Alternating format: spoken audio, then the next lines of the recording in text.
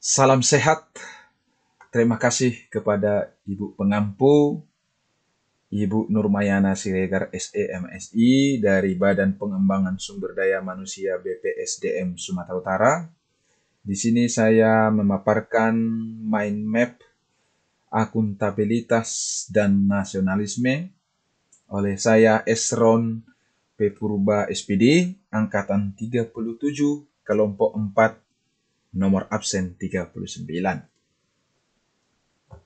Saya memaparkan mind map saya yang didukung oleh media melalui online yaitu Cokgle. Ya, Cokgle. Ya, di sini saya ditugaskan membuat mind map. Mind mapnya untuk modul akuntabilitas dan nasionalisme. Di agenda 2 memang ada 5 yang harus dibahas, yaitu prinsip aneka, akuntabilitas, nasionalisme, serta etika publik, komitmen mutu, maupun anti korupsi. Ya, baik. Saya akan memaparkan 2 bagian besar dari aneka, yaitu akuntabilitas dan nasionalisme, di mana akuntabilitas ini merupakan kewajiban pertanggungjawaban yang harus dicapai. Untuk ranah akuntabilitas ini sendiri, ada beberapa bagian, yaitu yang pertama adalah kepercayaan. Kepercayaan inilah yang melahirkan sebuah akuntabilitas. Lalu yang berikutnya, tanggung jawab.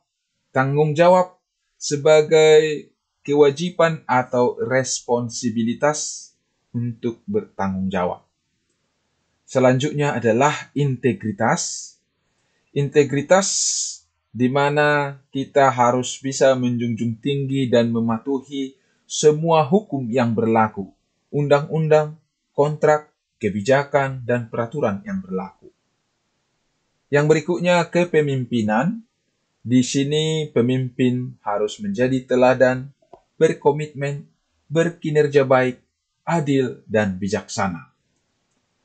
Untuk transparansi, harus bersifat komunikatif dan kolaboratif. Sedangkan keadilan harus tidak memihak. Dalam hal ini landasan utama dari akuntabilitas.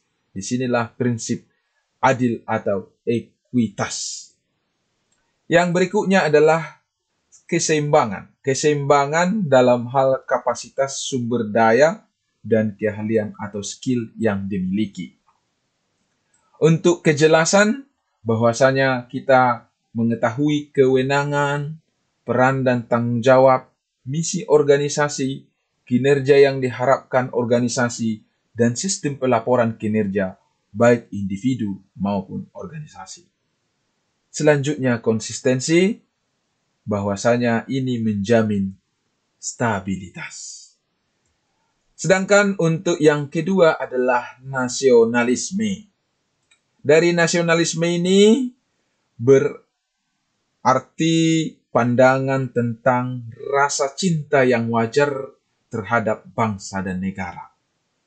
Untuk nasionalisme dimaksud ada 5 sila Pancasila yang bisa mengarahkan kita bersifat ataupun mengamalkan nilai-nilai sila Pancasila ini. Untuk sila pertama Pancasila tentang ketuhanan, bahwa kita harus bisa jujur dan mempunyai integritas, hormat pada hak orang lain, hormat pada aturan dan hukum masyarakat, punya etika sebagai prinsip dasar dalam kehidupan sehari-hari, tidak korupsi, sabar, jiwa besar, berprasangka baik.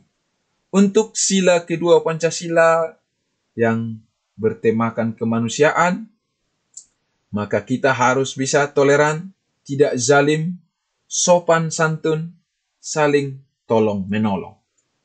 Untuk sila ketiga Pancasila bertemakan persatuan, kita harus bisa rukun dan damai, menjaga keutuhan bangsa, menjunjung tinggi kehormatan bangsa dan negara, dan yang sila keempat Pancasila bertemakan kerakyatan, harus mau mendengar pendapat orang lain, siap menang tetapi juga siap kalah, sportif, selalu sesuai aturan main, mematuhi undang-undang yang berlaku, bertanggung jawab, tolong-menolong, tidak anarkis. Dan yang terakhir adalah sila kelima Pancasila bertemakan keadilan, kita tidak boleh serakah, tepat waktu atau disiplin, mau bekerja keras, saling membantu, suka menabung atau investasi.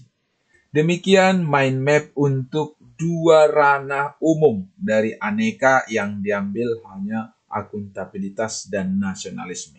Selanjutnya nanti akan dibuatkan untuk anti korupsi, komitmen mutu, ataupun etika publik. Ya, untuk ini hanya fokus pada dua pokok bahasan akuntabilitas nasionalisme.